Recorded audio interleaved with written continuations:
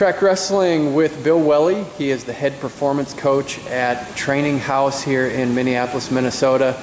Take us through what we're going to see here. I'm assuming you work with high school athletes, but it's right side by side with the Minnesota Vikings training facility. Tell us the concept. Take us through this facility. The concept kind of came about as a all-encompassing facility that treats the athlete like they should be treated. Kind of a collegiate atmosphere or professional atmosphere where you have nutrition, sports psychology, strength, speed, agility, quickness, balance, all those components of training the athlete, and then rehabilitation from sports chiropractic to physical therapists that specialize in either a body part or a sport. And then through here is your facility. This is the front desk, and you have a facility over to the left here. I'll just swing over. You can see just kind of conference center that we have. We do educational seminars on a quarterly basis, and let's walk through. And we'll walk through here. And we go right in, and so this is, you have a track right away. Yep, so we've got 40 yards of turf available. We also have a ramp for training purposes, where we will work on, we do a lot of rehabilitation work utilizing the ramp.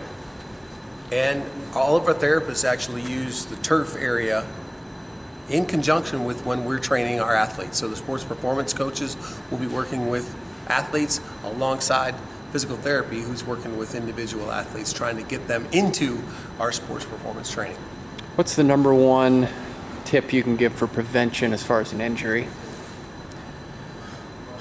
I think at the end of the day, it's stabilization. If you can be stable and solid, you're going to prevent injury.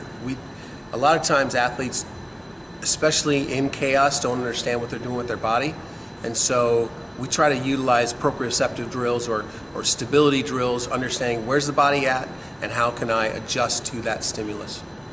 And then you've worked with wrestlers, mixed martial artists. Yep. Take us through what you would expect out of a training cycle for them.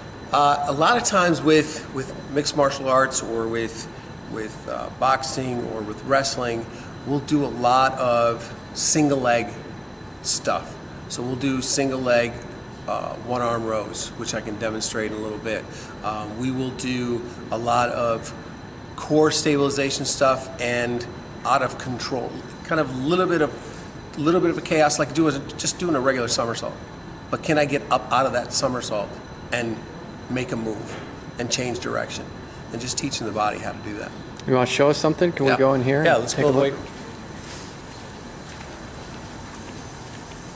So one of the things that we'll do, we'll use either the Bosu ball, or we'll use this little contraption called a Zeza, and I'll do a one-arm row with a kettlebell here. So I can do a single leg, one-arm row. So now I'm working on stabilization, but I want to get low and I want to be able to stabilize. Now I can go at a 45, I can go elbow in, or I can go at 90, and I've got to work on that stabilization. And then what's that going to do for a wrestler that will translate into the match? So what's going to happen is at some point I may get this leg tied up, and now I've got to stabilize and understand where's my body, and then what am I doing here with my arm. So if there's a weight or a stimulus outside, I've got to adjust to that and figure out where I'm at. And if you don't have that stabilization within hip, knee, and ankle, that's when you're going to get in trouble. How about misconceptions about strength training? I know that a lot of people probably don't know about strength training, don't have that educational component. What is your advice to people starting out in strength training? I think it's vital. I think if you are trying to get the body to adapt, you have to overcome what your body can normally do. When you wrestle, you're going up against another body, which has weight, which has force. So if you can understand that you're going to have, if I put additional weight on you right now, can you support me? That's key. Well, how do we get that to happen? You've got to be able to work on strength within lower body and understand where is it at. We'll do a staggered hex bar squat. We'll do it regular, but in a staggered position, and now you come at me and now you put body weight on me, I've got I've got to overcome that stimulus and control my body. Again, that's controlling the body is proprioception, knowing where my body's at all times. How about the traditional 3 sets of 10 on the bench, just what you grew up with? Does that have any benefit anymore? Yeah, to start out. I'm kind of a proponent of, look, if you've done nothing and we're going to do something and we do 3 sets of 10, it's more than you did last time. But at some point you need to create some sort of progression where you're building strength and power and explosion, kind of creating these mesophases, if you will, within your program. How much can it hurt you if you do it the wrong way? Oh, it can hurt. Yeah, it can lead to injury. And we've seen it. We've seen it where athletes are doing certain drills or certain exercises in the wrong plane, where the nerves are innervating the muscles in the different recruitment that we're not looking for, and it actually sets them up for failure. How about just, I keep hearing about the core strength. What do you describe as the core of your body? To me, core is from chest all the way down to knees. It's not just abs and back. We work a lot on trying to get a pelvic neutral position, that being instead of lordosis, okay, and that curve of the back, we're trying to get that belly button to come under and be in a neutral position so that even as I move, I'm not here, I'm here. And now my back is in position so that if I make a move, if I'm here and I make a move, something else is going to move that doesn't need to.